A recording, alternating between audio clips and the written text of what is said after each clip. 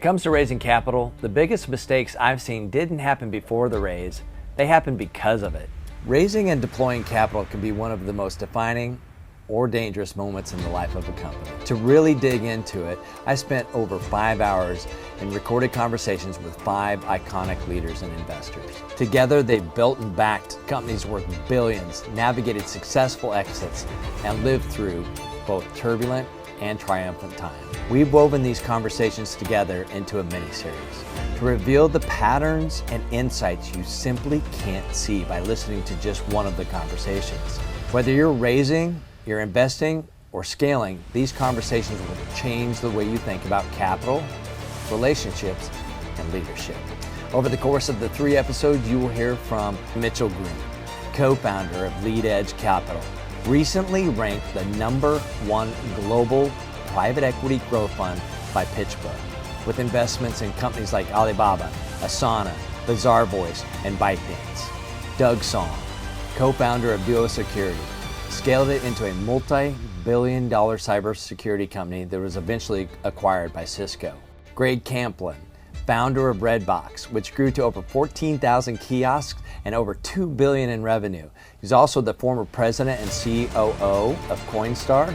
Now he's the CEO of Dentology, which has raised over $50 million and serves more than 60,000 patients. Julie Maple, co-founder of Firefly Ventures Partners, and she's a board leader for the V Foundation, where she's helped raise over $100 million for cancer research. And Brett Hurt, serial entrepreneur who founded Coremetrics, which was acquired by IBM. He took Bazaar Voice public, co-founded data.world, which was recently acquired by ServiceNow, and now leads Love Conquers Fear, a purpose-driven venture shaping the next generation of founders. Whether you're bootstrapped, Series D, or somewhere in between, these next couple of episodes will challenge how you think about capital, control, and what it really means to scale. What I've learned is the right capital multiplies your mission, but the wrong capital multiplies your mistakes. Let's climb. Kirk, we're here, episode 11 of 12 of the For You Leaders podcast. This is exciting. It's the 3rd of the mini-series that we're doing, Capital and the Climb. We have 5 fantastic guests. They gave us a lot of content. And really, we're landing the plane today, talking about capital and leadership in an AI-driven world. Before we get going, just give me your thoughts on this. How this is going and just what we've learned so far from these guests. Yeah, I've really enjoyed this. So I got to spend over 6 hours interviewing each of these individuals, and it was almost like a private dinner conversation. Really, really enjoyed that. But what you've taken and done with that is really built a story arc over this miniseries, episode 9, 10, and now today 11. And in many ways, it's been like a walk down memory lane. But it's also, I always enjoy it when I'm learning something, and the way that you put the story together and the way that you have kind of stitched these pieces that we'll go through today, and we have in episode 9 and 10, have really been refreshing. And refreshing in a way where I've learned more, even though I was the one doing the interviews. And I hope for our listeners, it's really something that speaks to them, something that they're able to learn from. Maybe it validates something that they knew or believed. And in some ways, and I've had some people already reach out and say, in some of the ways, it was like, I wish I would have known this before I raised the capital or before I deployed that capital. But all that is the whole purpose of why we're doing this. The whole entire season really is to make what is accessible to, some of the best CEOs, the best investors, the best entrepreneurs, the best teams do, their mindsets, their frameworks, how they think as they scale, how they stay in the journey, how they get reinvigorated when it's not. And so that's what this has done for me. I've really enjoyed it. That's awesome. Yeah, I know it's been really a lot of fun going through this. And today, as we talk about the first kind of half of this episode, is really how is AI impacting capital and leadership. And there's some things that are very direct, and you'll hear it from the clips of they call out AI, and then some of them are more indirect, kind of the traits and things that are underneath all of this. So we're going to kind of have some systems level thinking, some applicable wisdom, and then really drive down from there into some connection, share a little bit more about those guests, how you can go watch the full episodes. But really the arc today is we're going to start by talking about capital and leadership in an AI-driven world. And then we're going to talk about why great leaders don't go alone. And when I say we're going to talk about it, you and I will talk about it as we break these clips down. If for Mhm. some reason someone's coming into this episode and hasn't seen the two before this, highly recommend go watch episodes 9 and 10 for context. Yeah, and I appreciate you calling out. I mean, this is a mini series, episode 9, 10, and 11. And I would really encourage people, it'd be like picking up a really good book and just reading a third of it. And because these are people that are friends of mine that I've gotten to know and have the privilege of working alongside, learning from, we got into much more than just about capital, right? I mean, this was not the typical kind of starched, here's the 1837 questions that we're going to ask. Let's kind of work our way through this and do this. I mean, it was a meandering of really both professional experiences as well as personal. And so as we dive into this, and I appreciate you kind of explaining the architecture of how we're doing this, where we're going to be listening to episodes, we'll comment a little bit. Some things just stand on their own. We won't need to. But people that are listening, I really want to encourage them to listen to all 3 episodes, not because I want that, but because I think that there's content here that, like I said, it was sitting at a private dinner and be able to ask these questions. Yeah, it's a great call out. And like you said, for the listeners, we want to know what is standing out in these clips. So, we really encourage each of you guys to go in and drop the comments and really share, what is it that's standing out? Because I mean, as we storyboarded this, frankly, one of the things that I learned, at least as I was going through and kind of organizing the order of the clips and such, there's a lot of storylines you can pull through this because there was so much wisdom, so much great insight, and great stories that they shared. So there's a lot of ways to cut this. And, if you have questions, we'd love to help get questions answered. So feel free to drop those in the comment section as well, or just reach out to the website, kirkdando.com. Yeah, no, I appreciate it. And a lot of people that know me personally have reached out. And I know that there's, people that are listening that maybe we don't have a personal connection yet, but the people that have, had some really great questions, and we're incorporating those into these conversations. And so that feedback, like anything else, like what we're talking about, is you alone can do it, but you can't do it alone. And that includes us. So that feedback is critical. Absolutely. Well, let's not delay anymore. Let's dive on in. First clip of the night for this recording, because we are recording this on a Friday night. Yes. We've got Mitchell Green of Lead Edge Capital, just kind of opening the door up here, talking about how AI reshapes teams to do more with less. AI lowers some costs, speeds up some processes, and can potentially level the parts of the playing field. Again, it's if you have the right team, you can probably do more with less capital, but it's a lot of like so can your competitors. So like with scaling distribution, building brand, navigating competitive markets, like still obviously requires resources.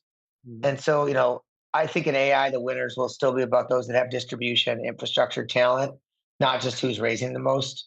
Um, and so I actually think we think of AI as like a massive productivity, a productivity benefactor for companies. Like it should, if the right team should be able to do more with less. That's it. So that was Mitchell talking about doing more with less using AI. Explain a little bit, and you can share kind of what Mitchell's saying, but also what you're seeing as you do a bunch of offsites and visit, as part of the companies that you're invested in and that you help coach. Yeah, I think, the fundamentals don't change, right? That's what I heard him saying is, it's about having a great team. And we've talked a lot about in earlier episodes, what does it mean to be a great team? How do you, what constitutes a great team, and how do you put a great team together? Being able to, deploy and execute. We talked about, thesis execution and the macros in episode 1. And he's talking about it's still all about execution. What AI does is it takes and speeds that up. And so I was talking with another company that I'm work with and invested in, and they've got a thesis, but they're obviously overlaying a lot of AI into that. And what the team asked was like, does this change our thesis? And it does not change their thesis, because their thesis isn't from what we were doing in the value and why we have a right to win to now something AI related.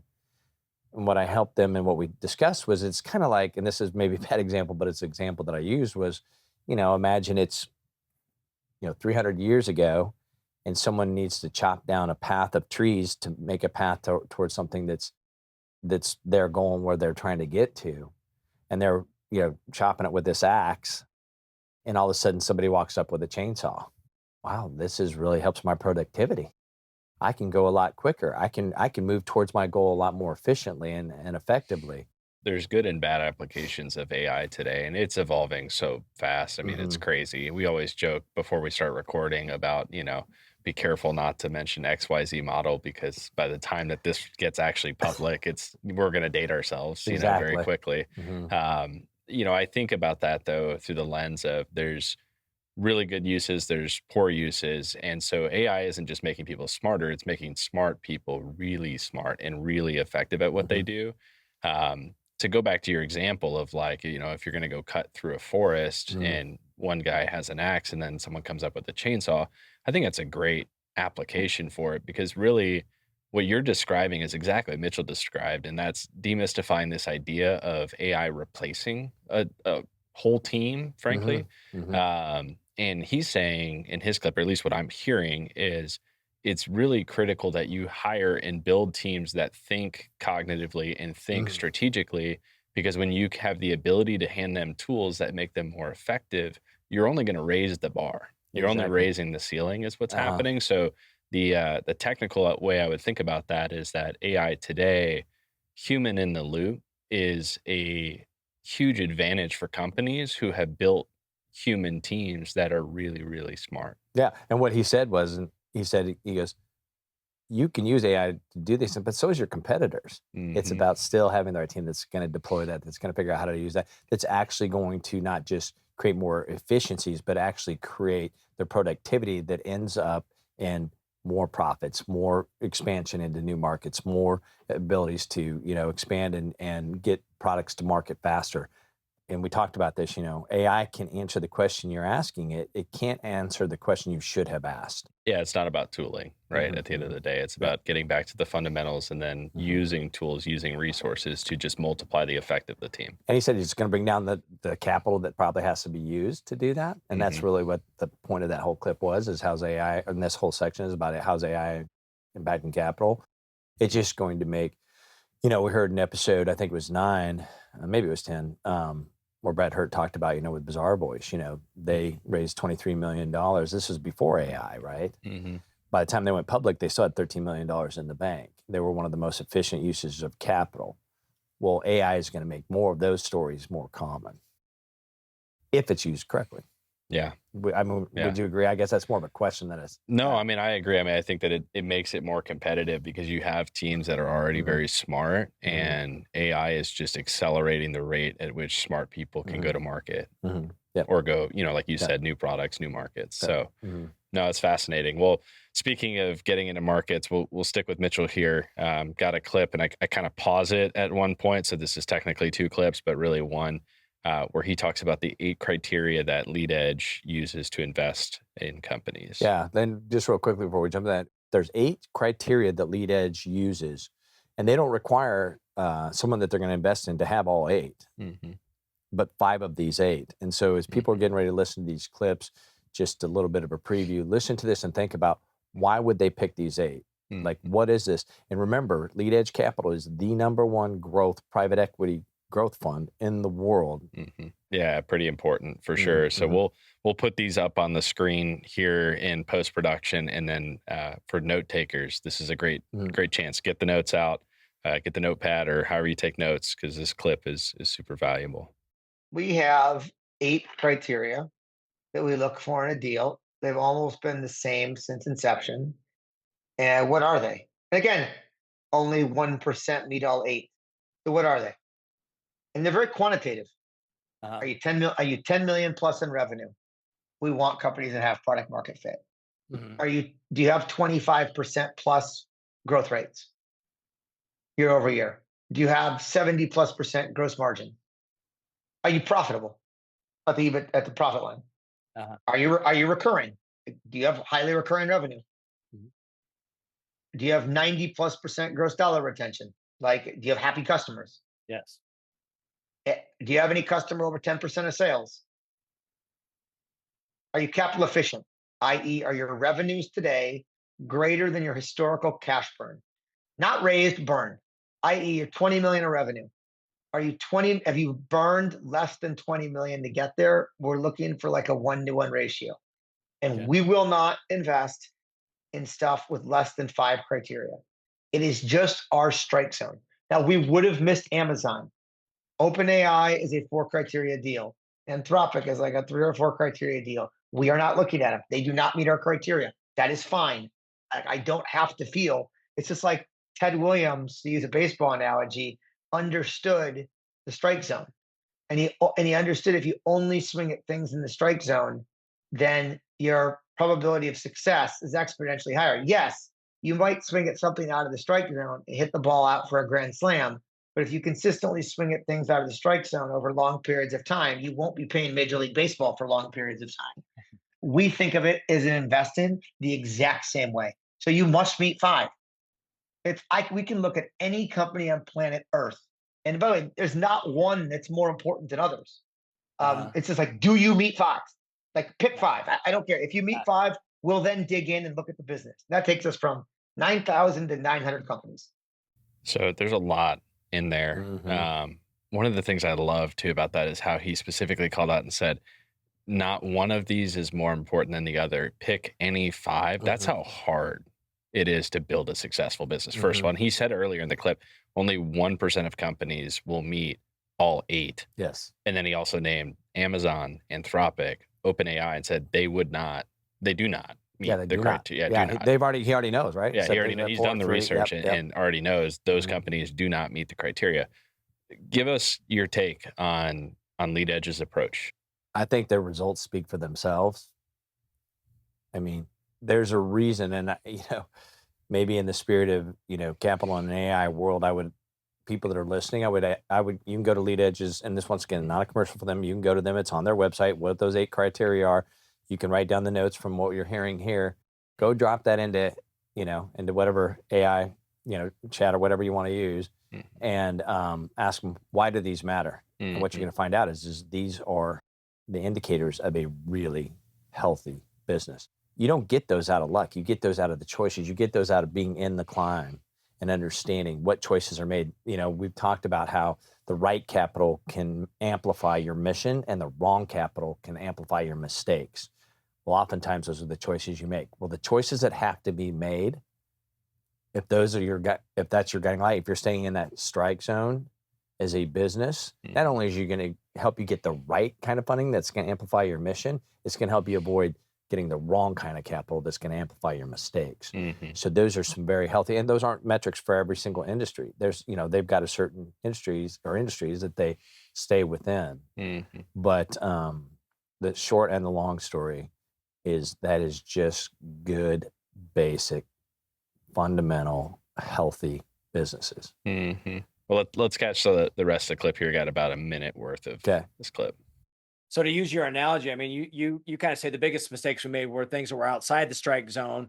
We have proof that they were a grand slam. We didn't swing at them because they weren't in the strike zone. We just didn't swing at them. Oh, by the way, some of them were in the strike zone and we should have swung at them. We just thought the price was too high.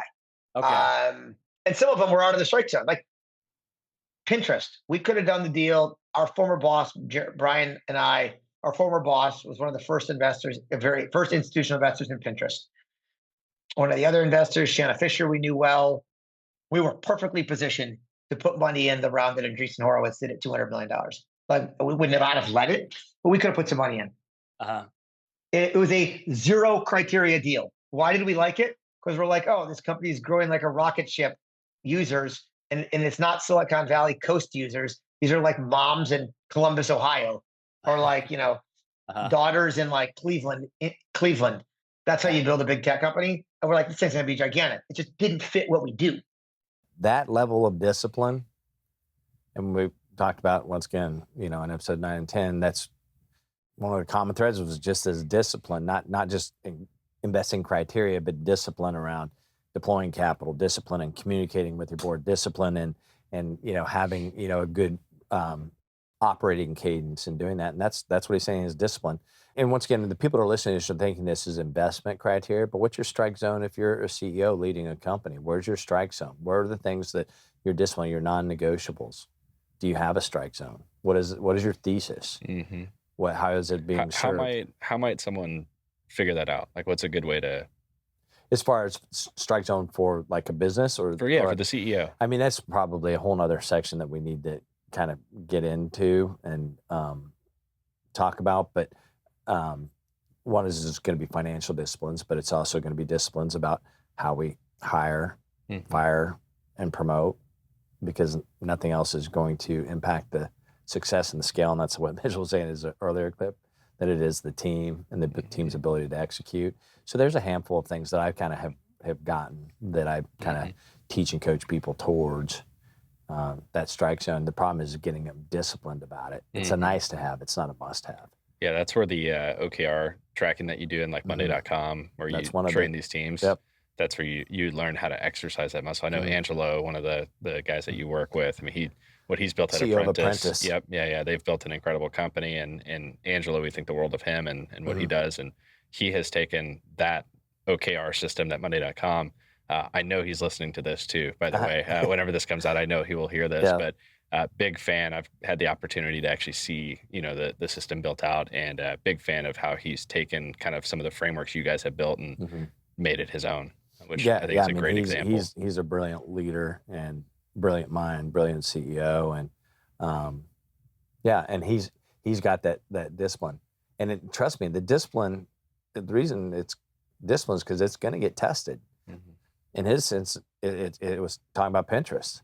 You're right that you could do a whole segment on this topic of strike zone for CEOs, because I'm hearing that, and I'm hearing, how you manage board dynamics could be viewed through the strike zone. The better you understand the strike zone and the more confident you are to communicate that. Everything is a strike zone, right? Oh, it's 100%. That's what I'm saying. Your board communications, how you deploy capital, how your operating rhythm, how you hire, fire, and promote, the tone from the top, all of those things are going through that. And it's, I just said in the beginning this, one of the things I'm learning through this is like this discipline and how very few people, one is to figure the criteria out, but once they figure it out, to actually stay to it. No, that's really well said. Let's go over to Julie. This is another clip about kind of the direct side of AI and its impact. She talks about AI volatility and funding more on the seed side of fundraising. We're seeing some crazy stuff. A team out of DeepMind looking to raise a $300 million round was one most recently. But it's common. We see it all over the place. The size of rounds that are getting raised, the recruiting from our current AI teams, unless there's a very strong culture and mission where everybody's driven to what they're doing, employees are getting poached in the AI space. We'll see where that nets out. I'm sure there's going to be some massive wins, whatever Mark Zuckerberg's doing and et cetera, right? With poaching employees or recruiting employees with these massive amounts. I just don't understand how, like, the capital stack that's across AI, and the hangover that will be there when we try to get a lot of these companies out the other side. I don't understand how that will flow. But it feels like it will be, even in a market where, there's one or two winners in a category in regular venture, and it's sort of you have two or three that are the fund returners. It feels like we've taken that scenario and even stacked on, even higher probabilities of actually of winning and having a huge successful exit. Having said that, I think some of the exits are going to be massive. A lot of value being created, but it's still the market feels so volatile, right? So it's not for me, for partners, for other discussions I've had. It's not necessarily diving into a meeting and understanding exactly what this particular AI company is doing. We're looking at a verticalized AI company, and it's about asking the right questions, right? Things are moving so fast and integrating new elements into the AI models. So it's definitely about asking the right questions. So really fascinating clip from Julie there, talking about just that volatility around funding and how AI is impacting. You're hearing some like concrete things and then some things that feel a little bit nebulous in that. What did you take away from that conversation? So Julie's a very wise investor, and all these people that we're talking to are, in fact, if you go out and look at some of the stuff Mitchell's done on publicly and talked about AI, and he talks a little bit about, there's only going to be a few winners, and he said that even open AI is not something they're looking at and stuff like that. And what I heard Julie saying is, there's going to be a hangover because there's these massive rounds that are being raised. Everyone's just kind of betting on where it's going to be, and like I said, what Mark Zuckerberg and others are doing to try to attract AI talent into the team is just the economics maybe not be making sense, and it hasn't netted out yet. And if you look back over the history of kind of these early transformational advancements that happen, if you go way back in time, there's usually a bunch of people that are kind of early to the game, but the ultimate winners are people that maybe weren't there early on. It's getting it figured out. And I think that's part of what Julie's talking about there is like, there will be massive outcomes, but there's going to be a real hangover for the people that didn't, that hopefully got scooped up, consumed up, or once again, things are pivoting and moving so quickly that it's really hard to know exactly where to place the bets right now. Once again, that's going back to the criteria he's talking about. That's what she's saying is they're looking at those criteria, asking the right questions. What she's talking about, asking the right questions. What she's saying is, what are the criteria that you are kind of looking at this, and how is it deploying? And you're not just getting all excited about what AI can do and kind of the concept of it, and you're getting scooped up in the emotions of it, but you're staying that capital, that discipline, that operating, that executional discipline that's required to actually, once again, I'm not trying to oversimplify because it's not simple, but it is a tool for productivity. How are we using that to help the business go faster, grow bigger, be smarter, and be more capital efficient? That's really well said. The other thing I'm hearing in that, and you hear this in Mitchell, and you'll hear this in a couple of the next clips, is that there's this underlying idea that when we talk about AI and its impact on capital and leadership and just the world in particular, there is this uncertainty under all of it. The brightest minds in the room, there still is uncertainty. And if you go listen, I mentioned Andreessen Horowitz, I was listening to Mark Andreessen talk about this the other day. There is that underlying uncertainty of we just don't know what we don't know yet. And that's okay.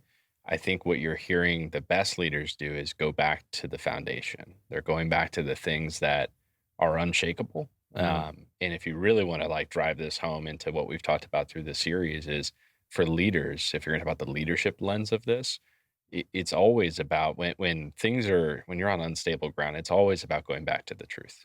And there is a core identity in each of us that we all run back to. And so understanding like what is truth and what is that in this context, for AI volatility. And the truth is right now that we don't really know, where this is all going. How do we stay in the journey and stay close to the truth? Yep, exactly. And so for, Mitchell, a great example of that is they have this set of criteria that existed pre-AI that exists now, and they're probably finding ways to fine tune that, but ultimately it's the criteria, and it's what's served them well over many years. He said they started it 14, 15 years ago or whatever it was. So, it's great. Yeah. And that's, and the part that I liked about how you pulled this story together without any direction from me, but it was just made sense to you, which speaks volumes about your skill set. But Julie didn't say anything different than Mitchell did. She just used different words. And she's looking at companies at a different stage, which I think that's super fascinating. Yeah, very much so. Yeah. Very fascinating. All right, let's go over to Greg.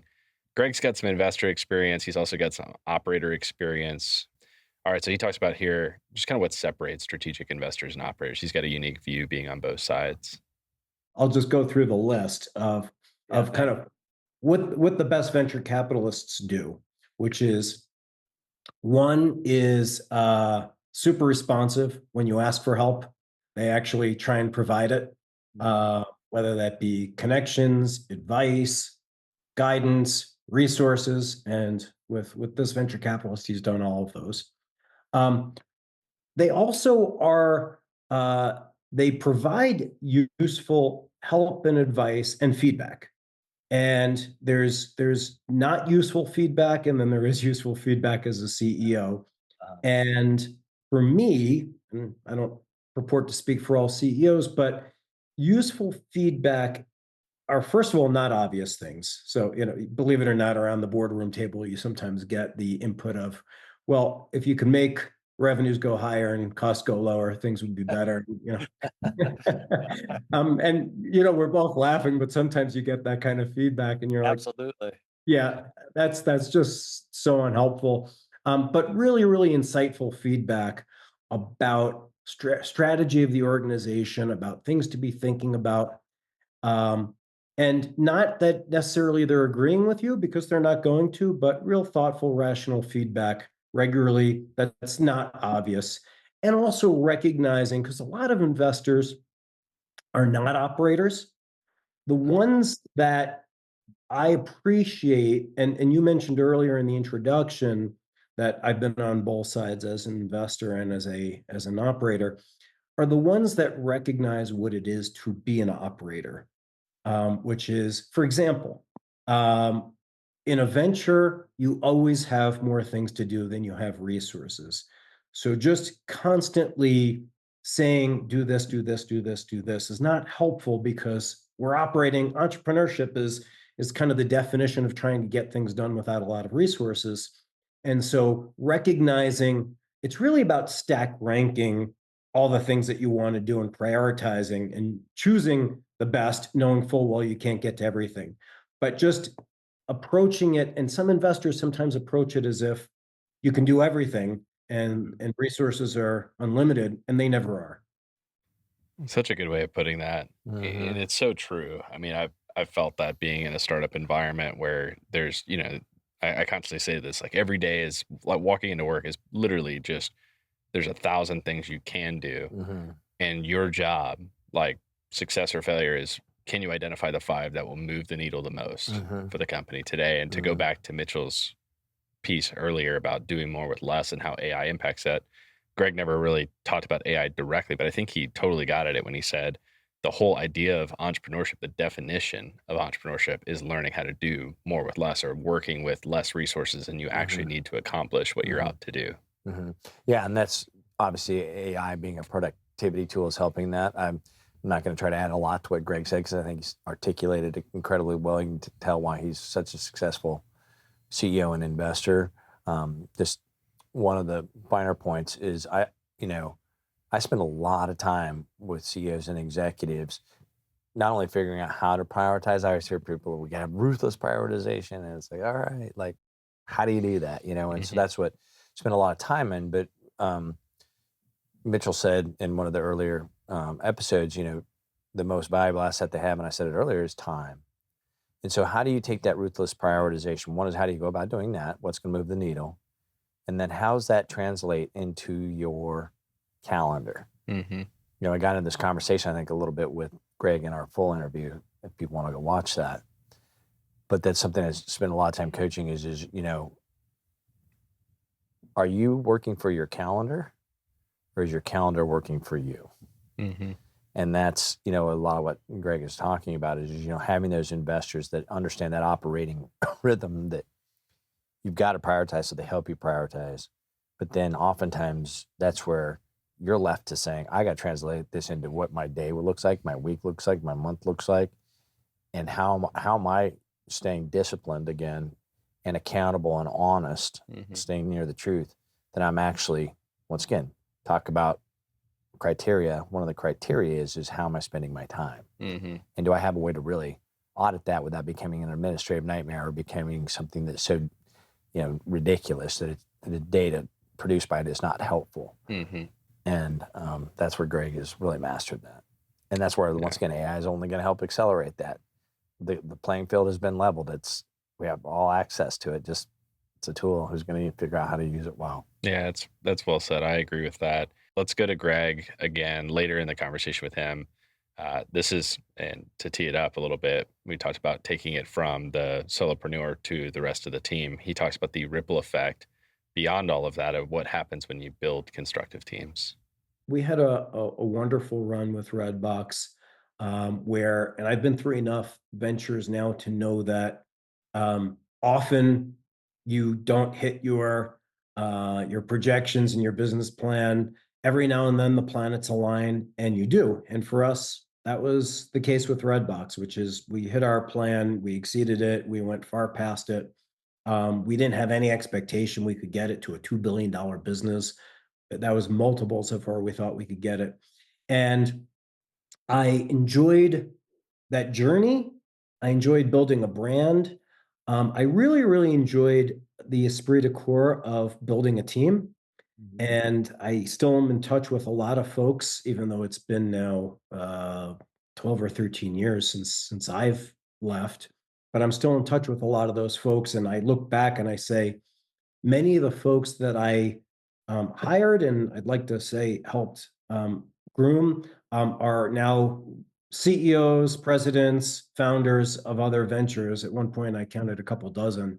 And I take a lot of pride and just satisfaction from being part of a really great team, a winning team. So for me, trying to recapture some of that in later in my career has been the goal. Man, he hit the nail on the head with that quote. And to tie that to something that Brett said, I can't remember if I include this later on, but it is in Brett's full interview with you. Brett talks about how after he left Bizarre Voice, after he took Bizarre Voice public, that I want to say it was 70 businesses were formed by ex-Bizarre Voice employees, which is, I mean, that ripple effect, this is why you go into business, right? Like this is where it all goes to, is that it's not about, me and what I can do.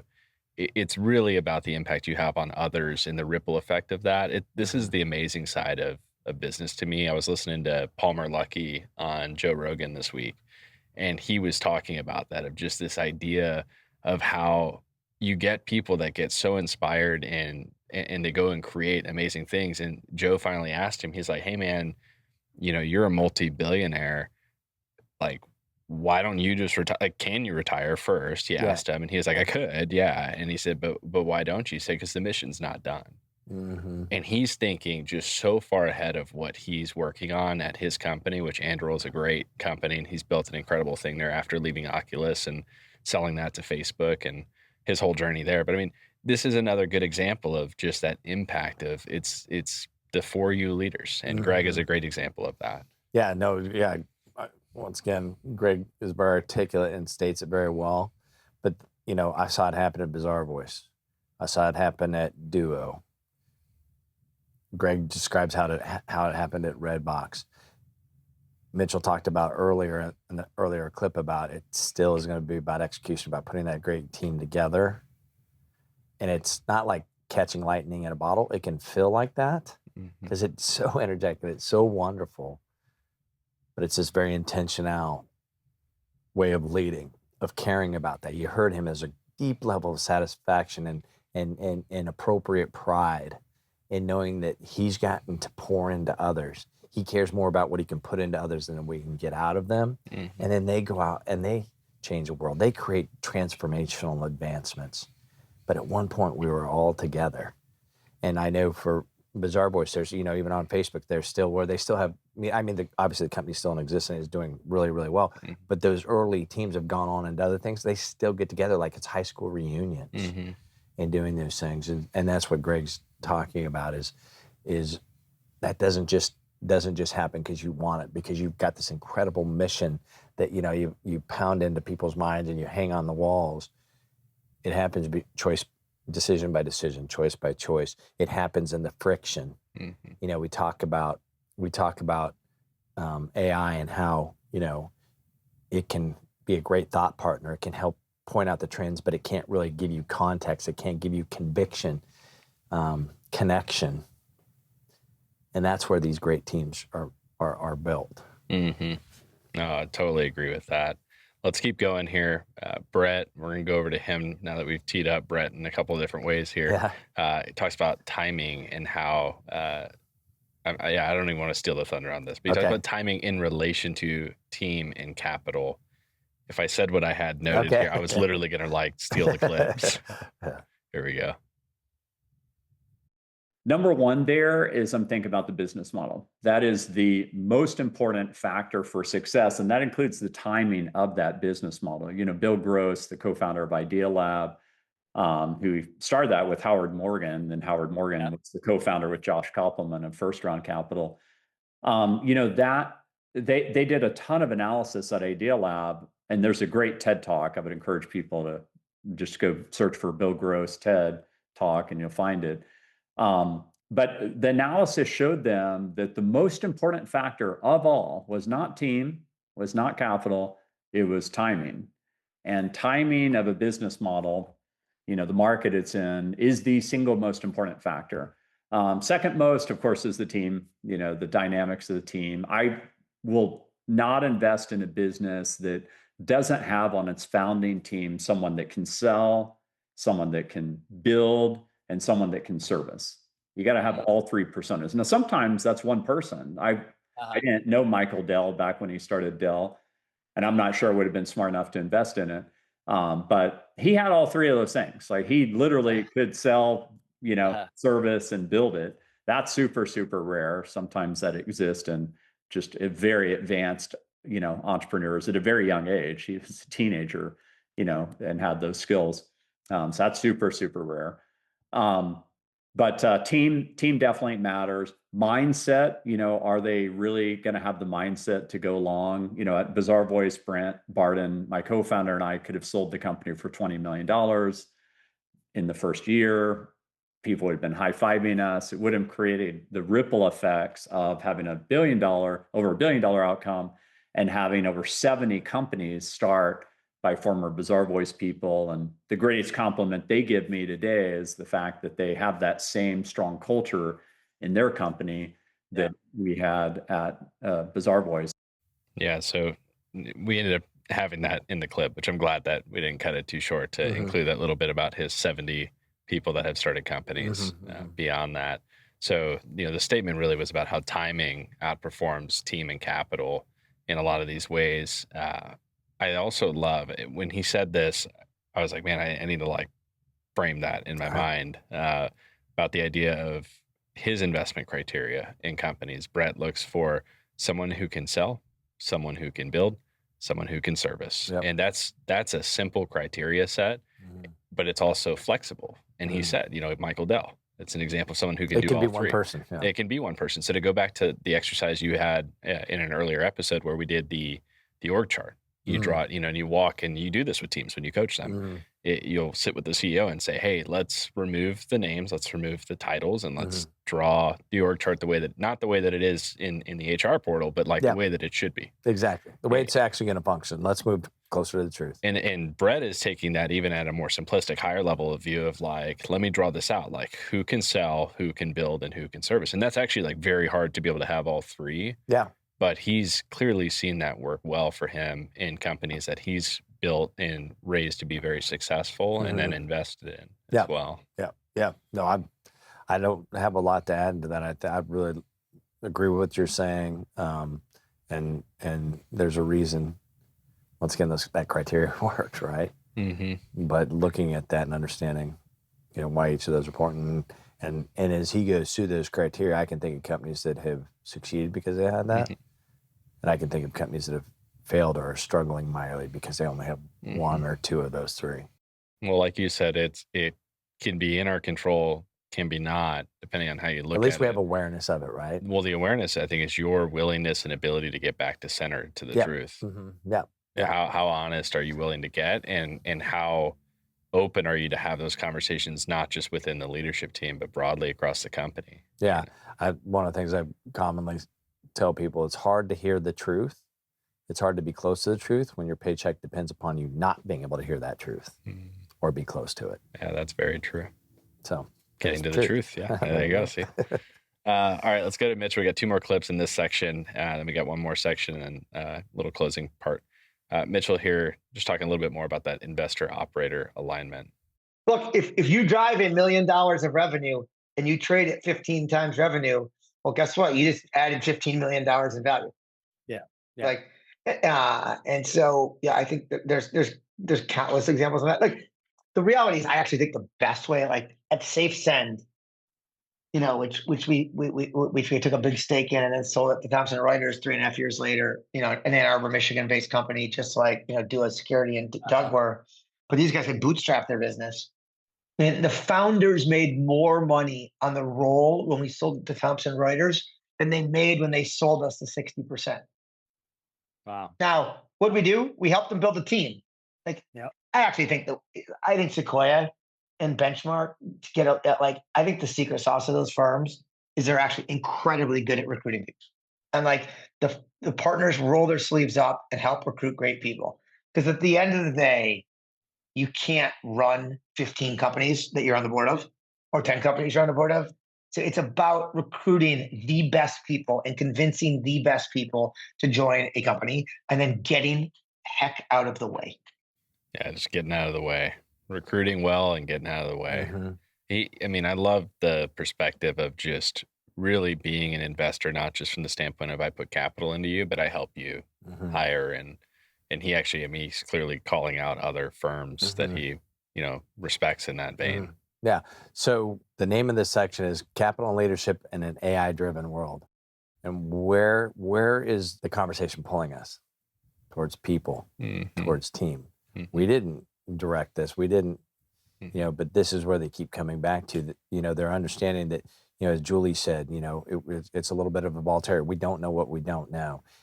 Mitchell said it's a productivity tool. What, Brett and Greg have talked about, what Doug is going to talk about here coming up. Yeah, Doug almost has like the most contrarian view on this relatively around AI and its ability to automate and whatnot. Yeah, but I don't want people to lose that. This is the section of this podcast where we're talking about raising capital and leadership in an AI-driven world, and where's kind of the gravity of things pulling us. It's around great people, and that was once again what Mitchell's going back to. We talked about earlier about what Julie said about what Mark Zuckerberg's doing. Go look and see why is he willing to give those kind of compensation opportunities to people that once again don't make this harder than it needs to be. Tune your ear to the trends and the patterns, and it'll tell you the story. Well, and the investor and the operator agreed without talking to each other in these interviews. Again, we didn't ask them to go down these roads. You conducted the interviews. We sat back, parsed through all the interviews, and said, "Oh wow, here's some common themes." That was one of them. So, all right, last clip in this segment here of Capital and Leadership in an AI-driven World. We have Doug at Duo talking about AI as cognitive acceleration. Money is basically oxygen, right? Yes. And I think whether in life or in business, capital it just serves to really amplify who you already are, whatever you're already doing. It's not like it does something different for you. AI actually, I think, is not too different. I know people think it's some revolutionary thing, but AI is just software 3.0. It's a kind of automation, but it is a kind of cognitive acceleration, right? Yes. But you have to already understand, again, what questions to ask and have the kind of creative impatience to seek better answers, right? Because I think, again, those best founders, they're the ones who are relentlessly creative and generative of ideas with or without AI. But you have to have that mindset to make the most of either financial capital or this additional, operational or cognitive ability, whether it's human or digital. And so, again, I'll give you an example concretely. I did see, met an investor in a fintech company who had the wildest story about a founder, CEO, who he couldn't manage a way out of a paper bag. Frankly, he had a team, he lost it all, it was really horrific. And, the company was about to tank and implode, couldn't manage a proper leadership team. But now is managing nearly 200 million in customer assets, with a set of AI agents who replaced sales, marketing, CS, all this. It's a technical CEO, as you probably glean. But it's because his product, what it does is algorithmic treasury management. And so you don't need a lot of explaining. Those kind of products, you can simply show, not tell how effective it is from simulation. Right, here's what we would have done with your treasury assets, but it's still a remarkable result. And so I do think there is a force multiplier that some of the AI capability can provide in the way that capital can. It's a scaling of again a kind of a cognitive or operational ability, whether it's humans or whether it's machines. But again, it gets down to, as a founder or CEO, do you know what to do with that? Do you have the right mindset again to make the most of that, and not just be left wondering, well, what do I do with all this AI sort of capacity, or what do I do with all this capital, right? So I love the statement he gave about creative impatience. Mm-hmm. It's so well put. Yeah, Of you know, he's and very articulate, very smart. he really is. And what he's doing there is he's describing something underneath all of it. So it's a foundation beneath the tooling and the advancement of technology and all the things that are happening above it that you have to lean into to be Mhm. successful. But he's saying, at the core, very successful entrepreneurs and leaders are creatively impatient. They're always trying to figure out how to get better at the end of the day. And so AI then becomes a productivity tool to do more with less. Yep, I had an axe, now I have a chainsaw. Exactly. I hope it's pulling through because it's very true about Doug. He's incredibly humble, Mm-hmm. very wise, and he's just stating kind of that what may be overly obvious and embarrassingly simple, but not necessarily something that we would think of, is this thing. He said, whether it's with AI or without AI, there's a mindset. Mm-hmm. And that's really what this whole season has hopefully been about, is for us to really expose these CEOs, these investors, these entrepreneurs, these other team members, the frameworks and the mindsets that we've made those accessible. And so don't miss that. It's the tool is only, like I said, the tool is only as good as you know how to use it. And if you don't have that creative impatience, that ability to kind of keep asking it questions, hitting it from different angles and stuff like that. But that's part of just being a good, healthy entrepreneur. That's, and that's really what Doug is saying, is getting back to that simplistic. We heard about someone couldn't manage their way out of a paper bag, and now they're, managing $200 million in assets. So there's ways in which this is going to be deployed that are going to be game changing for sure. But again, that individual, whoever did that, and I have a lot of CEOs that call me that are, that are technical CEOs that are saying, my team is leaving left and right. I can't be able to do this and everything else like that. That's a different set of problems than using a tool like that to have agents kind of help you direct and guide through that. But it all comes back to, what's my mindset? How am I going to be able to use this? How am I going to be able to deploy this? What capital do I need to be able to do? And for some people listening may be licking their chops saying, I'd love to build $1 billion company with no teammates. I'm sure there'll be those stories, and they'll probably make headlines because it's provocative and it sounds cool. But for the most part, it's still going to require the fundamentals, what we talked about, being able to be good, effective leaders, have that creative kind of impatience, what to do with that, how to deploy that, and build a community of people around you, because you're going to get on the mountain, you're going to get on the climb, and it's going to become isolating. Yeah. And so AI is not going to be able to, come around and be a blankie for you. One of the best descriptors I've heard of AI today is that it's a very useful intern. It's a way of thinking about it. So it's not your head of marketing or your head of sales or whatever. It's a very useful intern. It's very useful. Yeah. You can put it to use in great ways. And Doug gave you almost like an extreme of that, of replacing maybe not entire departments, but functions of a business with, agentic AI. And but he's describing it, through the lens of, this is a platform or a product that ultimately sells itself. It's very show and tell.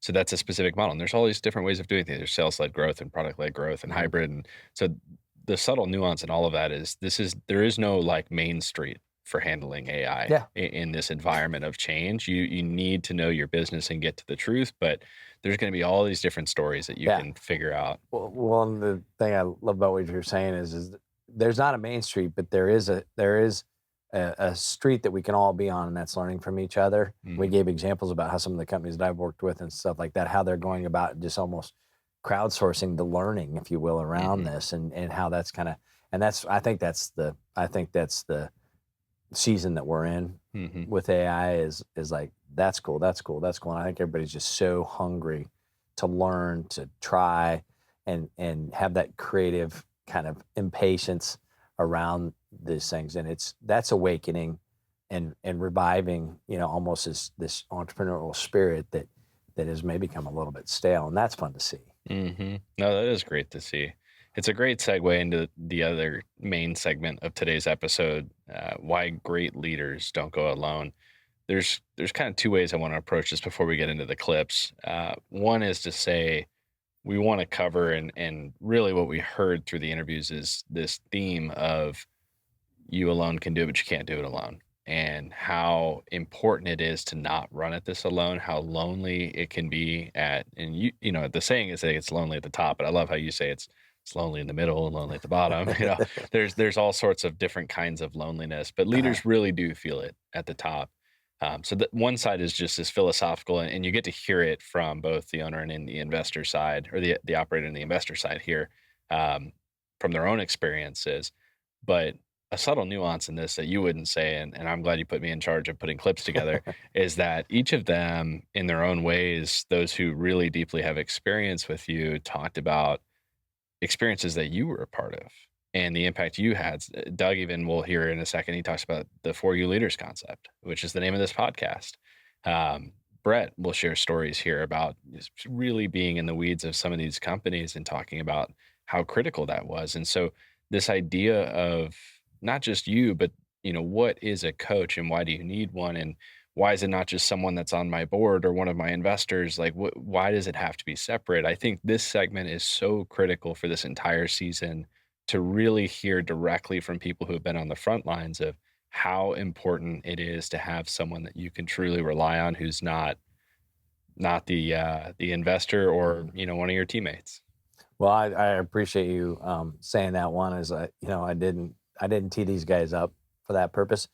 The people that are listening, and I don't even know which clips we're going to play in this, but the people that are listening, what I want them to hear is, and maybe it's out of my own mistakes, that I made previously, is I had somewhat of a concept. If you said you alone can do it, but you can't do it alone, I would have agreed with you. But deep down, I probably said, nah, I can probably do this. Sure, I'm going to need some help. Yeah, of course. But for the most part, I probably would have tried to put those rocks in my backpack, and I carry it myself, and learn that it didn't. So what I want to hear people to hear is, and once again, I don't remember what Doug or Brett or any of them others said about me. This is truly not about me. This is about opening that door up. Like, I pulled this through this whole entire season of, and now they're reiterating it, is you got to put a great team together. And part of that is what does that team constitute? It's not the people that who are drawing a paycheck or earning equity from it, but it's the board members, it's the advisors, it's the other people and maybe other peer groups like, YPO and others and things like that. We've got a clip on that. Yeah. So once again, it's how do I go be intentional? We talked about criteria from an investing standpoint.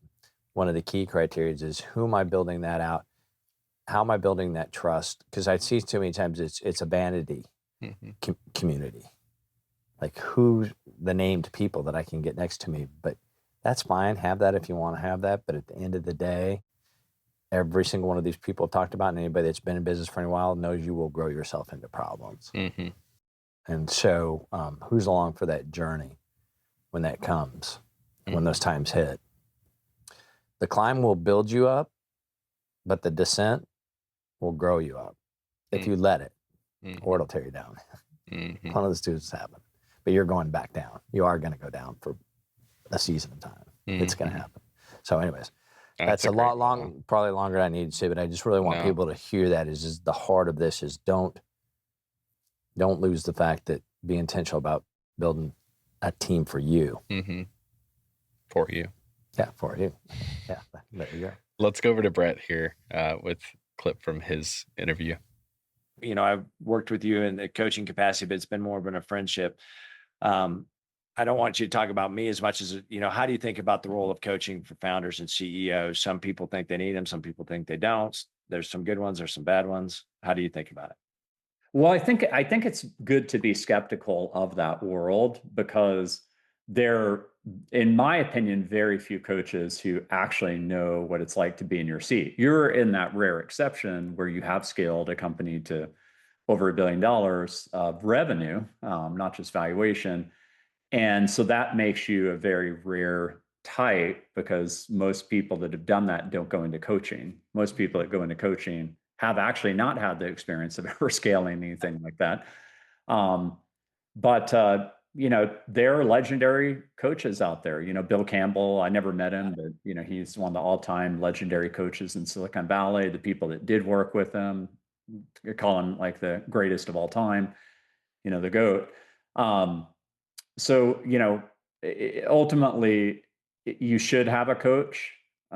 because if you're in the professional sports world of business, which something you told me early on, to not have a coach, you would never think about going into a pro football game without a coach. And you need that person that both experientially has the ability to help you and is not on your board of directors or anything else, and can truly be like that to others. I mean, I'm that for the companies that we invest in.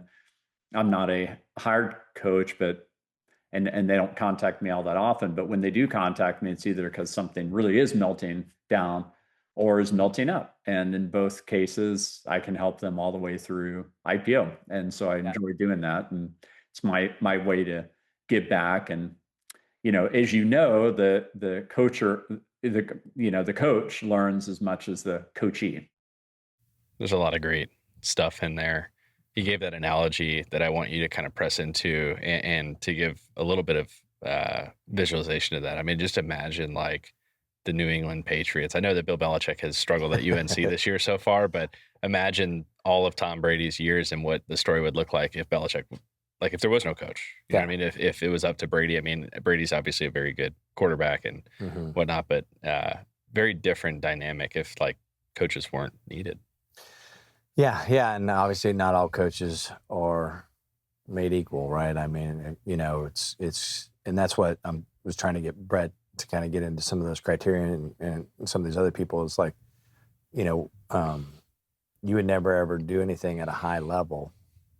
We hear about, people that are, that at 4 years old can play, Beethoven or whatever, but for the most part, most people have people that come alongside them. And as they elevate and they get to a high level, when you're raising other money through other people, or you have a business where people are dependent upon that business being successful to make their mortgage, to pay their car payment, to save for kids' college, to put food on the table, you're playing at a high level.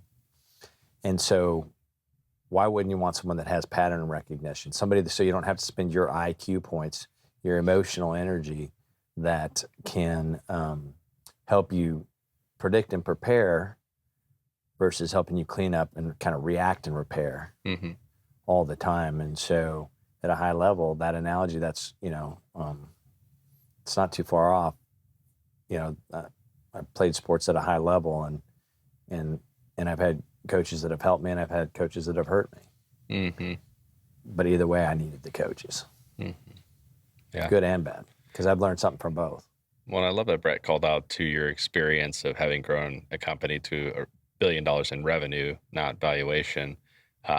That's a huge feat, first of all. So, I mean, kudos to you for having that and just that experience, and then choosing to teach from that experience. I would probably also say that there are still lots of companies that do that, and so many people probably would never have heard of the company, right? That happened for understood that you were involved in that, and so that doesn't diminish the value of the coach, but really Brett honed in on how important that is that you've had that experience. It makes me think about our oldest son Briggs is doing golf lessons with an instructor who played on the Korn Ferry Tour, which is kind of the layer below the main PGA Tour. And he spent some time on the PGA Tour and played in some of the more regional events on that. The point is that when I go and listen to Franklin go coach Briggs and the ways that they have these conversations, I mean, he'll do things like, he's like, hey, Briggs, I want you to focus just on this follow through drill. And he's like, I don't care if the rest of the swing is all jacked up. Let's just focus on this one part. And he's also filming, he's doing things that Briggs isn't aware of. And it's amazing that he just starts to piece things together that to the naked eye are just so easy to miss. But for someone who's done it and loves helping other people succeed through that, just gets it. Yeah. Well, and one of the things, this is a subtlety, and this is maybe a criteria to think about using the golf. And I love that example. And Briggs has got a great, beautiful natural swing. So he doesn't get it from his dad. Well, maybe his uncle doesn't get it from me. He might get it from his Uncle Trav. Yeah. Uncle Travis has got a great little swing. Yeah. But anybody that's listening that's ever taken golf lessons, for me, I probably should take more lessons. But the ones I have taken that have not gone well are the ones where they're like giving me 15 things to work on. But the ones that go really well, where they just sit there and just watch you swing, and then they'll just give me one thing saying, hey, you need to tug your line, or hey, whatever it might be, but it's one, maybe two things. And I think that's what really great coaches in business do. They're able to see the patterns. They're able to see what those criteria are. They're able to kind of get it down to the simplest things, look at the whole entire in a holistic way, from people, processes, culture, all these different things, kind of listen to where there's a, kind of be that canary in the coal mine, and then say, here's the three things that we need to do that are going to move that. And I think that's, that I couldn't find that experience when we were growing our company. It's a large part of the reason I've done what I've done, and the reason I've done it for 30 years is because I do get a helper's high from doing that, and I really enjoy that. There's something rewarding, and Greg Kaplan talked about how satisfying it is to put a team together. It's satisfying to help people and play that role of a servant, if you will, and see. Brett talked about 70 other companies and those getting started. I've gotten to do that for 30 years. You've impacted 16,000 people through your work, which has just been a huge blessing. Truly lucky in being able to do that. That's very rewarding.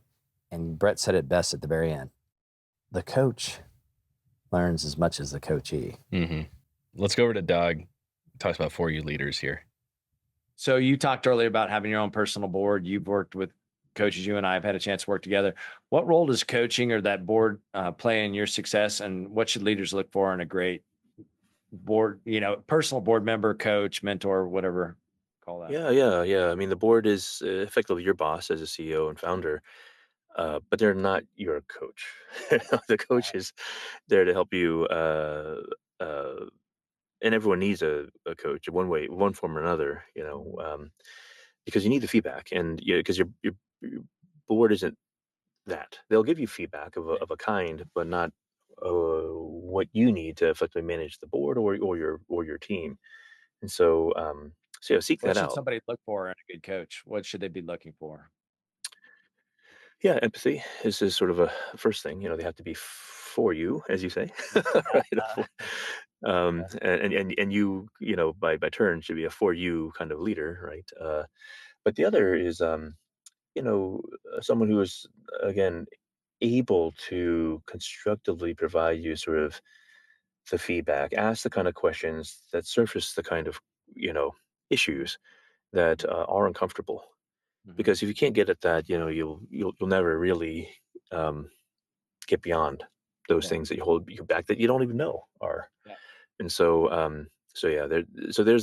a real I don't know what it is you call it, but it's an incisive and sort of determined sort of like five whys style kind of kaizen. So like let's get down to the root of sort of what's going on here. Let's try to understand what that really is. And it's not easy to do that, right? Yourself, or even with any random person, you sort of have to have someone you trust, right? And to be able to do that. I love that segment from Doug. There's a lot of great things in there. The Colin Powell talk, which I think we've linked in like 2 episodes at this point, but we keep coming back to it, about the essence of leadership being trust. Yeah, go watch it. It's Essence of Leadership's 3 minutes long. Yeah, it's a great talk. The other thing I'd note in this, something else that you will not call out because you are humble, despite trying to deflect that in the last one. You asked him to describe a great coach, and he used the word empathetic. One of the coolest projects I've gotten to be a part of a couple of years ago, outside of this one, because I've really enjoyed doing this. I get to interview a bunch of CEOs that you've worked with, because that's kind of how we got to this podcast, right? Was like a bunch of them are like, I don't know why he stopped the podcast. Like, I love when he did the podcast and wish he would do it. And so we were kind of thinking, how would that manifest? And then we got there. But anyway, Brett was one of them. Can't remember that I don't think I talked to any of the other 4 in here. But I got to talk to people like Angelo and Drew and Karen and just other people that you've coached and had great experiences with. And the theme was very similar, but there was a question I asked him. I said, in 3 adjectives, describe Kirk. And I didn't know what I was doing with that question. And I also didn't know what to expect. I didn't know these people. Empathetic and compassionate were the top 2. Really? Like everybody. Everybody used it. They either used the word empathetic or compassionate in every single interview. Wow. I don't remember. Which was really cool. It was just something I took Yeah. away. And honestly, I heard it the first 2 or 3 times, and I just know you, you know, and so I was kind of like, yeah, okay, yeah, like you know him, you know what I mean? But then like after the 4th or 5th, it kind of hit me where I was like, man, I mean, this is almost like eulogizing a person, you know, where you're like, you get that many people creating the pattern recognition of seeing the same thing over and over again, and then for Doug to pull it through and say like, that's what makes a great coach, is someone not who knows what levers to pull and what buttons to push, but just who loves you, cares for you, will get to know you to the core, knows your kids' names, will be there for you on the weekend. I mean, that's what he's describing. I know you've been there in those moments for so many different people, including a few on this episode. But yeah, I mean, just wanted to praise you for that. I think that's a really special part of your leadership. Well, I really appreciate that. And that, you know, I think the words that get spoken to us, about us, and over us are some of the most powerful movers of somebody's ability to keep going. And so you speaking those words to me, you know, them speaking about me and that way and over me that is humbling. Right. I mean, that's powerful. And I did not tee Doug up to say it for you later, honestly. I mean, but I do agree with what he's saying. I think he started off saying they've really got to be for you, meaning somebody that does care and has walked a mile in your shoes and has done that. And I think he caught himself to realize like, oh wait, yeah, Kirk's all about the for you leaders, you know. So yeah. he caught that on the fly. But I don't want to dismiss that as like a convenient, you know, kind of plug. It truly does. I mean, people listening need to find somebody that's truly for them. Yeah, so I love that. Let's go over to Mitchell. Little walk down memory lane here. I thought this was a fun clip. So let's take a moment and walk down memory lane. So across investments from, you know, everything from Alibaba to Duo, security and everything else in between, what's a term sheet moment you'll never forget? Not for the terms, but for what it revealed about the founder and the company's future. Oh, I had like a slightly different thing. Brian Nider and I showed up with you got to ask Doug about this. We showed up with like the travelers like sweepstakes and the clearinghouse checks, those giant checks when they come to your front door. We brought it to that check. No, we brought it to Doug Song at his office. Yeah. We had like literally we brought him like a full size like 10 by 12, 10 by 4 check. We were going to show up at his house on like Sunday at like 8 a.m. We did not do that, but yeah. So that's probably like the most memorable. That's probably the most like memorable moment. Look, memorable exit. I remember where I was when Alibaba first filed to go public. Started trading on the New York Stock Exchange, or NASDAQ or New York Stock Exchange. Like that was like one of our first monster exits. Obviously, Bizarre Voice was our first exit. Like we wouldn't be here today if it wasn't for like Brett Hurt believing in us very early on. And by the way, you know how I built my relationship with Brett? Cold call on him at Best for Venture Partners, and like literally connected him to like different entrepreneurs there. And you know, I was calling all these e-commerce businesses. He sold the e-commerce businesses, connecting them in. Like Chris Friedland, who ran Build.com and Improvement Direct, which is a monster e-commerce business now that they sold to Ferguson, but he ran for a while. And Chris has been an investor with us since literally SPV 1, and then since Fund 1. Brett's been in since Fund 1 too. Met him cold calling at Bessemer. Peter Cobb from eBags, before he sold that business, met him cold calling him at Bessemer. He's been an LP ever since. It's Bill. We've got a lot of great memories. Yeah, no, I remember Brett the very first time. I think you were still at Eastern Advisors, and Brett said, "You've got to meet this guy, Mitchell Green. He's like a mental Michael Jordan." I don't know about that. That's what he said. So, and I remember where I was the very first time I talked to you. Not that that's important. By the way, I remember where we were. By the way, when I was sitting next to you and John Mackey as well. Yeah, that was a funny conversation. And by the way, the crazy thing is she's now like in college, so we all get old too fast. Literally, I remember people that I started this in 2010. I made my first Bizarre Voice investment in 2008. I mean, that wasn't long ago. I mean, it was 17 years ago. I know. And so I'm like, I remember kids that are like my kids, my youngest kids' ages, that are now like applying for jobs at Lead Edge Capital. Yeah, I know. Yeah. I'm like, No, oh, we are old. I love that clip. I included it because there's just so much connectivity there. And he doesn't talk about coaching, but he talks about human relationship and just that connectivity. And I mean, starting off at Bessemer cold calling, and then just being like, let me just figure out who I can intro you to. Exactly. How can I add value? Yeah, how can I add value? I mean, this is why great leaders don't go alone. It's people like Mitchell Green who love to just get in the mix, and Brett Hurt and Doug Song, who he called out there, who love to get in the mix and connect. And you hear these wonderful stories. These are stories that don't make the headlines, but I could listen to these stories all day long. Yeah. The initial question, actually, just to tie back to this, was talking about something beyond the term sheet. And remember the people. Remember the relationships. You remember the moments where you do life with people. And that's something AI can't replace. And in capital and making money doesn't replace either, frankly. I mean, obviously it opens doors and connectivity, but certainly, I mean, there's just a perspective on this that great leaders don't go alone, because life is done better when it's done together. Yes, absolutely. Very, very well said. Let's go over to Greg. This is just a great little habit that he's picked up in his career. And I wanted to share this as part of this segment. Early in my career, I got advice to write down lessons. And they're lessons that are either, it's been things I've seen other people do, and they could have been right or wrong. In some cases, I look and I say, oh, that person just did something really phenomenal. I need to make sure I do that. Or it's looking at myself and saying, did I do something right or wrong? And there's examples of both of those. And so as I've gone through different companies and experiences, I've written down these lessons. It's now in Evernote, and it's hundreds of those. And every now and then I go back and review them. And by the way, I'm about to get back to your question. And one of the things that I've noticed, and I noticed this maybe about 10 or 15 years ago, is that a high percentage of those lessons have to do with people, a disproportionately high.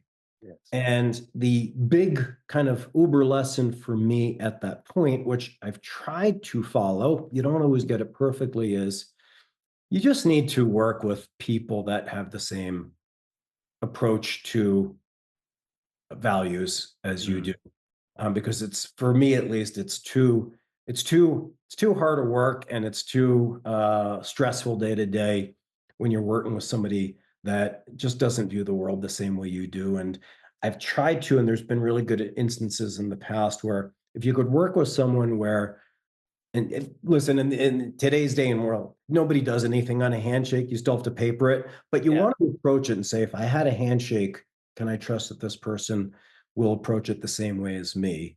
And if you have that, that's really valuable. And because them, their approach is not always going to be, how do I exact all the value and all the economics and everything, but like, how do I do what's right and what's fair? Part of what Greg said there, we actually referenced in an earlier clip. I think that was in episode 9 where we shared the handshake test. Yeah. But here we gave you the context of what he said before it, which is he's spent years writing lessons down, and he's analyzed the common thread beneath all of that, and it's people. That disproportionately, you said. It's relationships. Yeah. And so that's, I mean, there's not much to add to this. We've been talking about this. And he said it earlier, right?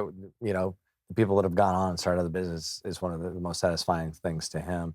The one thing in the full episode, of people go and listen to that, he also kept a similar list that he shared with his son as he went off to college about lessons learned and stuff like that. I love that part. Yeah, so I'd encourage people to go listen, because it gives his son a huge head start on life. Yeah, too, and that's why I said these conversations turned into personal and a master class and other stuff that didn't have anything to do with capital. Yep, exactly. We got 2 more clips here for this segment. Let's go over to Julie. This one was cool. She put you on the spot. This is a quick clip. I'm actually really keen to hear, as a leadership coach to CEOs, what is the maybe top 3 sets of issues that you're seeing these days, or are they not really in strict cohorts? And how do you coach VCs on the founders that we're working with? So I'm kind of flipping the question back to you. Okay. All right. Fair enough. So I clipped it because you gave a really long answer, a good answer, but a really long answer, and I didn't want to steal time from our Shocking, guests. right? No, I was thinking through this. I actually was like, man, that was really good. And I was like, well, but every clip we've played is for our guests. Yeah. So I was like, I don't know. Go watch the full interview if you want to hear Kirk's answer to that. I kind of left you on a cliffhanger there. What I loved about this is actually not what she said, but what she's not saying. Julie is showing a capacity and a desire to always be learning, Exactly. Great including call-out. when you were interviewing her. Yep. And the question, like you asked her a question into that, and she responded by asking you a question. Yeah, she did totally flip it on me. Caught me a little off guard, but yeah, that's once again, that's who she is. Like, if you go listen to her full interview, you'll see that's someone that I wish would invest in me. That's somebody that is going to be curious. That's someone that's going to be for me type of person. And yeah, even her asking that question was, she went on even further. I mean, just to really ask, like, what would it even, look like to just get you integrated more, right, as a coach? And I think that you see in that interview, in the full context of it, just this desire of the more you back and forth, and you guys had a great lively conversation. This is the story version of piecing together 5 conversations across 6 hours and putting it into more 6 hours worth of content, but really just like trying to see what it looked like to pull some common threads through. But you guys had, like you said, it's almost like going out to dinner and having a very intimate conversation. And she showed in that this is kind of the 50-minute mark. I have the timestamp here. It's the 50-minute mark of that interview. Right around the 50-minute mark, she just started flipping the questions to you, and like she does it like 4 more times after this too. She just keeps going on the list of questions that she wants to learn. It's this desire of like, man, the more we can do life and bounce ideas off of each other and learn from each other, the better we'll be. Yep. So, Yep. Well, in context of that one quick clip here, Mitchell talking about YPO, bring this up here. Most CEOs don't like to ask for help because most people are afraid to like admit what they don't know. Yeah, that's what a lot of times people say, as I'm coaching, they say, well, how do you end up working with people, or how do you find the right people? I'm like, they find me, because people that don't want help don't look for me. Exactly. Look, I believe actually that being a CEO is a really lonely place. And actually that's why YPO is so successful, because you actually just like, these are forums where people that are, a lot of people are afraid to ask for help, and they can like talk to their peers, ask for help. Quick clip. Really good clip. And you've helped a lot of the CEOs that you've coached get into YPO for this exact reason. Yes. So. Yeah, because once again, it's this concept of this team and peer groups like YPO are a valuable piece of that puzzle. And so there's certain criteria it takes to get into YPO and those kind of things. But yeah, I've had several CEOs that have said you need to get in it because it's going to fulfill a need.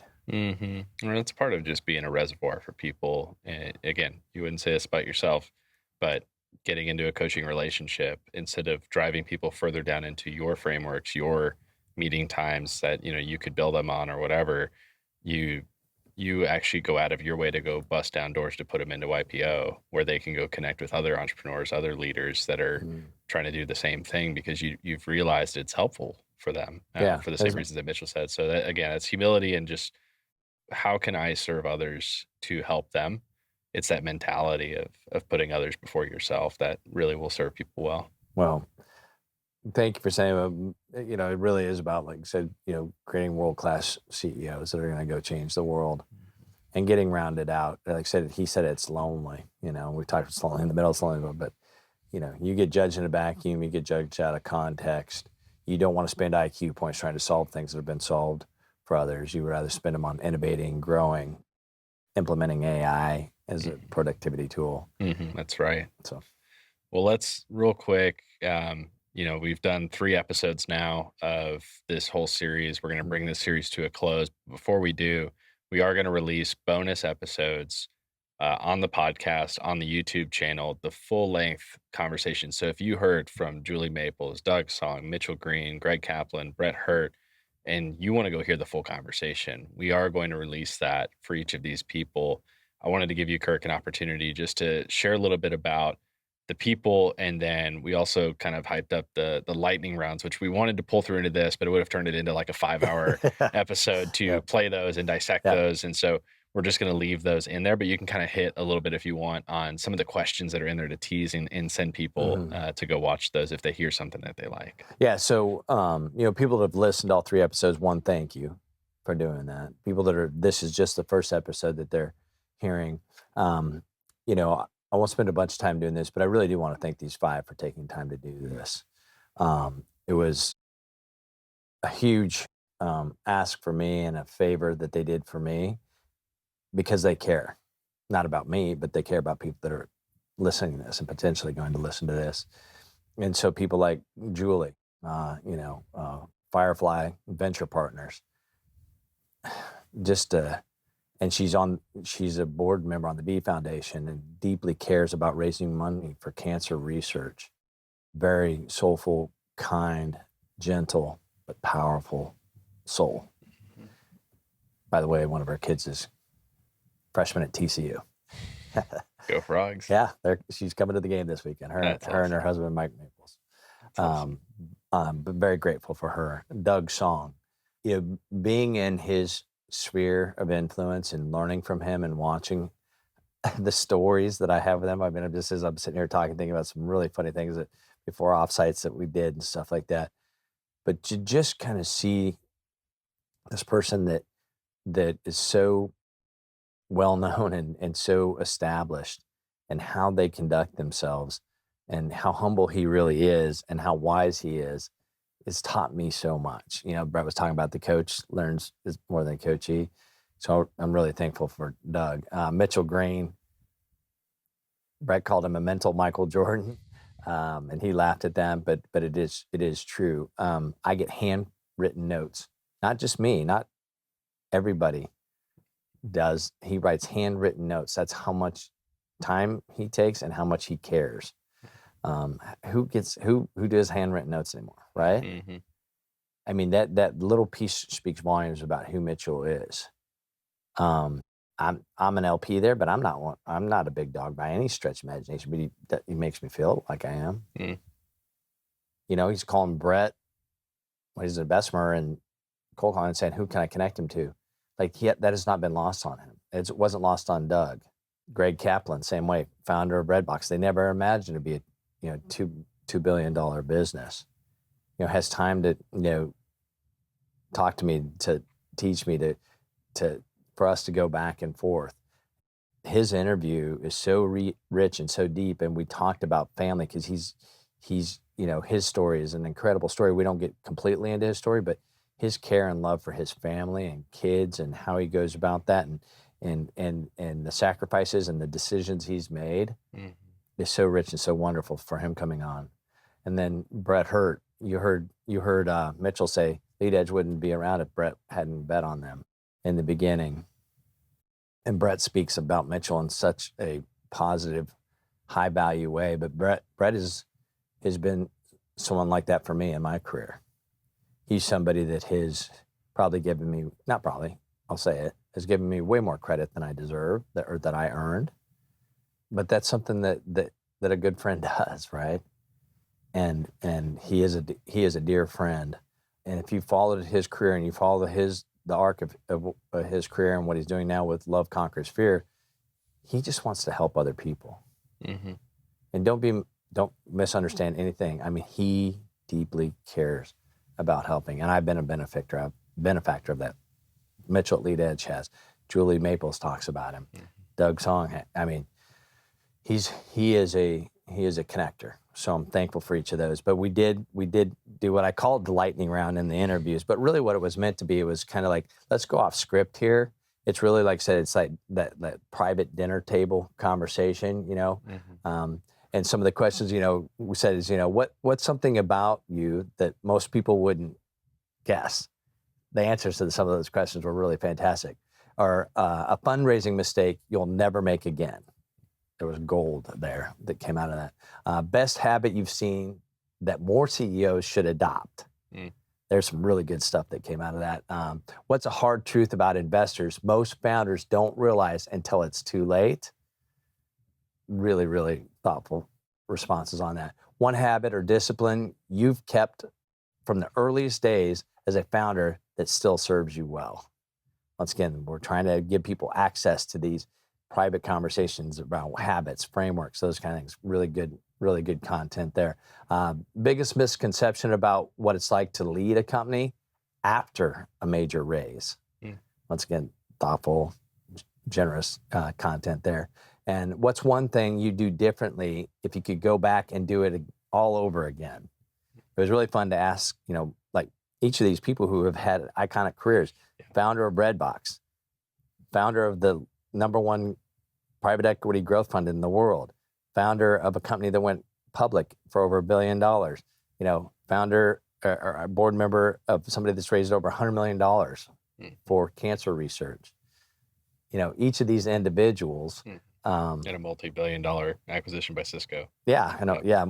And the list goes on and on. Yeah, and on. yeah, that's what I'm saying. And so this what I called the lightning round was a very fun set of questions. And to your point, if we did more clips on that, we'd be here for another hour and a half. And so, but do go listen to them because it was fun. The responses. Less of a lightning round, more of a rain shower. Exactly. Showering of great insight, but not so much on the lightning part, which was totally fine. It produced some great content, and hearing those questions, the answers to those questions is really cool. I really enjoyed that. We're really grateful for those guests. I do want to end with one more clip for you. Really to bring this home, and you mentioned you called Brett a great friend through all of this and for your career. And so there was a piece that came out of that interview, and there's actually a piece I left out of this that you guys were done recording, but the audio was still running. And one of the things that was really cool to hear is he signed off. He said, "Love you, brother," and he said, "Love you too," and that is rare. That is rare. Yeah. So let me play this clip. This is really neat. Listening to you talk, it's got emotional. One is just, people that are listening. I've gotten the privilege to be next to this man, this leader for 15 years and have these kind of conversations. But Brett is a person that has poured into me. He's one of those people that Mitchell said lead edge wouldn't be where they are. I wouldn't be where I am without you believing in me, seeing things in myself that I didn't see, and taking that love that you're talking about. And we talk about leading with fear, putting fear in others, but there's also another version of leading with fear, fear, that we carry about our inadequacies, our shortcomings. And you're somebody that has consistently shown up in so many people's lives that way. And I can speak to mine specifically. So thank you for being on this podcast. Thank you. And right back at you, honestly, I'm a product of those that have believed in me, starting with my parents, and you, Julie Maples, Mitchell, you all believed in me for a long time. And, we're on this journey together. We're meant to help each other. We're all on different version of that hero's journey, but the hero's not doing it alone. The hero's doing it with people, helping them out. And there is no example of anybody in human history, including the famous, spiritual leaders. Moses was not the first to tell everybody to walk into the part in the Red Sea. That was actually another much less known person that most people have never heard of, which that was the whole portion of the Torah that Rachel was bat mitzvahed on. You were there. Yes. Yeah, I got to read it. Yes. Yeah. So I mean, this is the way it works, is that we're all here to help each other, to manifest love in each other. And certainly I appreciate what you're saying and really take that to heart, but right back at you and all the people that believe in me. Yeah. Well, thank you, Brett. You couldn't make that up, and even I clipped that little bit at the end too about Rachel, his daughter. I mean, how many people can say that their, coach is at stuff for their daughter? You know what I mean? I mean, I read at her about this. So no, yeah. I mean, like an involvement, like you weren't a bystander. I mean, you were a participant. No, yeah. I was very honored. Very, very honored. Yeah. So, I mean, just to have that dynamic is so cool to me, to see that. And the other thing I would stress in all of this that our listeners wouldn't know, we've tried to kind of hint at this and say this outright, is that we didn't tell these people, hey, we're getting the gang together and we need you all to hype each other up. And like, this was completely independent of one. Like, I can't wait to hear what they think when they watch all this and hear how one another praised one another so frequently and so quickly. It's probably like repetitive. You're probably like, oh my word, like we've heard this over and over. But like, seriously, like we didn't set that up. Like, I know. I'm glad you're calling that out because because when they were saying it, I was like, oh wow. Like, I remember you texted me after the interviews, you're like, they did it again, you know? And it's just so funny to me that how that, you know, just came through. But truly, the note I had on this one is that building a business and becoming a truly successful leader is a team sport. Absolutely. I think that's one of the biggest takeaways from this little mini series and from the broader season that we've done is that this is a team sport. It's worth doing it together. You're available to help people, whether that's, you know, just in relationship, whether that's through professional coaching. I want to give you an opportunity just to speak into that and share a little bit about how people can find you. One of the easiest ways is LinkedIn. You know, look up Kirk Dando. The other way, probably even easier than that, would be go to our website. KirkDando.com. Yeah, KirkDando.com. And once again, it's if we can do something to help, then we want to do that. Mm-hmm. It's kind of that simple, really. Mm-hmm. Don't make it more difficult than that. You know, and these people are, like I said, they're flying at a high level, and they've consistently said, like, it is a team sport. Mm-hmm. Be very careful about the team you put around us because there's a lot of imposters out there. It's a great challenge. And I'm not talking about coaching. I'm talking about team. Yep. Board, raising capital, people you hire. Mm-hmm. Like Greg said, just go back to the truth. Focus on the values. These are people who have had a lot of success, notoriety, financial gain, and they all come back to the core. Yep. Yeah. Doug said it for Lori Norrington, the grocery store test. Greg Kaplan said the handshake test. Mm-hmm. Mitchell Green talked about the criteria. Yep.